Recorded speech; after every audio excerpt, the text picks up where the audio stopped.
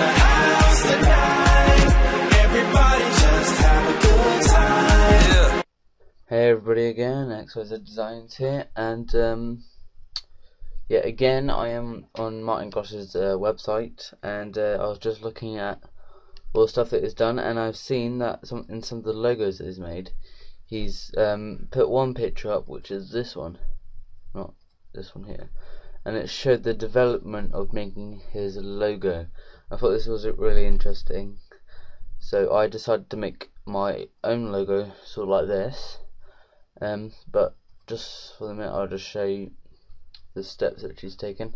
I'll read this out to you.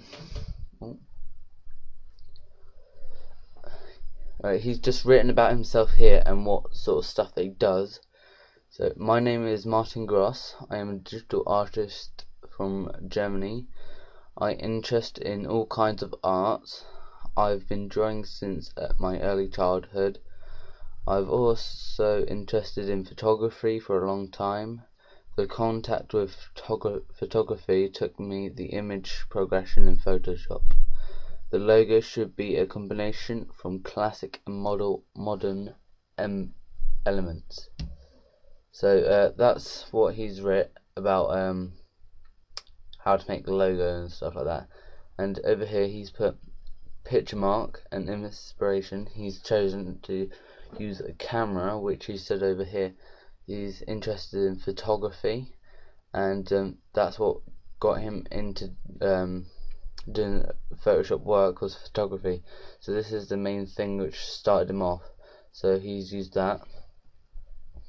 And over here he's put picture mark sketches. This is just his sketches. So this is his camera here, which is, I can see that, a Canon, and he's just done it in a less detail. And he's outlined the main point, so these three circles here and the lines around here, and he's decided to join them two up and leave that one blank like that, as this dot here is very close to this large one. And then in his final image, this is it over here, the construction of it, he's done it around the base of a circle, and he's used circles to make the width perfect like that, and the bends straight, no not straight, bent correctly around a circle, and like that, like so. And I think, to be honest, that looks really good how he's made that. Over here he's put the corporate typeface, which is him trying to find the right font to put into his final image, as he wants to have, say, a letter or something representing him in it. And he's used these two fonts to find out which one's the best, because he thought these two were the best ones. That's just another picture of a construction. Over here was the adding the letter to it. He's obviously chosen, let me see, that not that G, the G from this this font here, as he thought this one looked the best, and he's made this image to make it look nice and professional, but he's added them together and placed that on top, which makes it look nice and sort of gets rid of that little teardrop coming out of it as well, which I think looks a bit better.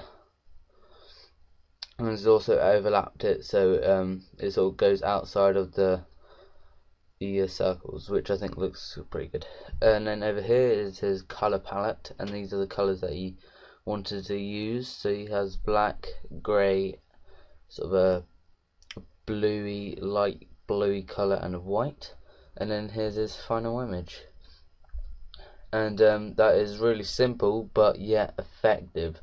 That could be used for backgrounds in maybe a company. He said company have a background like that. Most companies use backgrounds sort of like that, like design companies and stuff like that. And that looks really simple but effective. And there's no gradients or anything. He's just stuck the logo on top. Right, let me see what time we're running on. 4 minutes. Right, I'll just end that for now, and then go on to what I did for my logo. And hey guys, I'm back, and this is my logo. You probably can't see the resemblance from anything yet until I explain it, but but this is the Y sort of here, the X is down here, and the Z you might not see, but this is where this little triangle goes in. It sort of goes like that. Probably won't be able to see the Z as well. My friends couldn't really, but that doesn't really matter, because as long as the person making the logo or whatever knows what's there, then that's alright, because that's basically what a logo is. But now I'm just going to explain how I got from this. Here's my progression up here. I'll zoom in a bit. I started with a square. I didn't get that square from nothing actually. Because I like doing graphics and that, I thought of a graphics tablet. In this case, this is Bamboo graphics tablet with a pen, and I saw this sort of square shape, and I thought, well, if I'm doing graphics, then it's gonna have to be something to do with maybe a graphics tool or something like this. And this is I used this, and I reckoned that would be a good thing to start off with.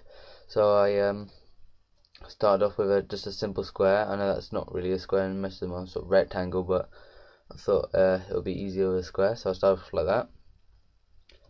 And then this one, I don't know why I just did an indent really, but I just did a sort of indent like this. I did it 45 degrees down there and 45 degrees up, so it's all equal.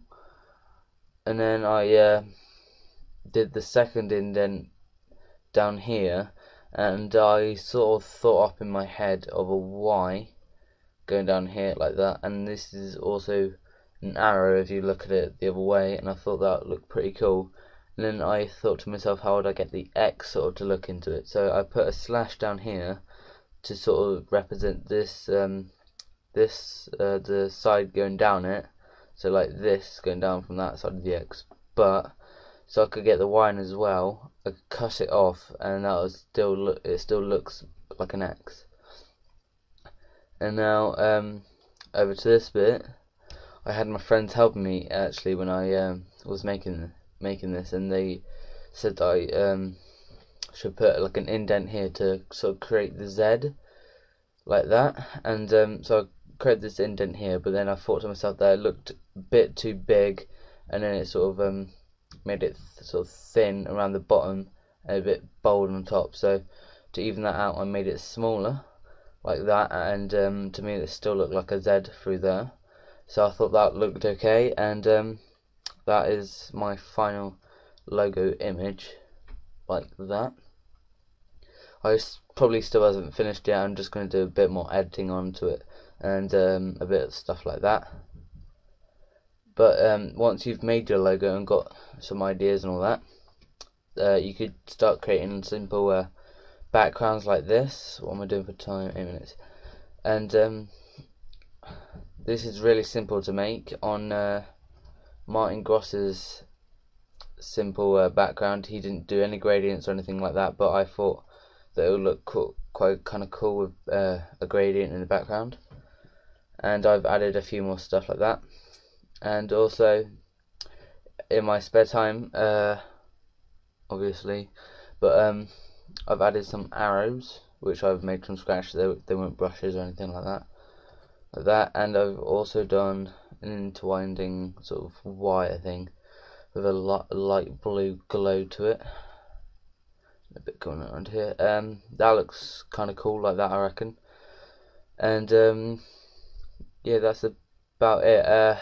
What I did for a sort of simple logo. If you have yours in 2 parts, I sort of recommend, I guess, to have sort of the smaller part in sort of a dark grey or dark one of your colours, and this is a lighter colour. And then if you're writing the name below, have the capitals of your letters in the dark colour as well, and plus put a line along the bottom with faded out edges, either along the bottom of one name or bottom of two, like that, and that sort of makes it look a bit more professional. So let's see what it looks like with the arrows as well. That looks a bit weird, but yeah, that's basically how to make a simple logo. I also added some Gaussian blur to the top one and rubbed it away and stuff. So that's just getting into detail. But then this is the profile picture of mine, and I've added a nice shine to the logo, which makes it look nice and professional for a desktop, like a profile picture. As this will be shown small, sort of like that, it looks more it looks like it's got a glim to it, like that. And I've also made it indent by putting a inner shadow, just like that, as you can see. Normal, that's wrong one, inner shadow, like that. And that's just to make it look like it's sort of indented into it. So that's just an effect that I liked, and I also done that effect to the designs at the bottom. So that's basically my sort of exploring logos, I guess. I hope this sort of helped you. If not, sorry about that, but yeah, thanks for watching, and goodbye.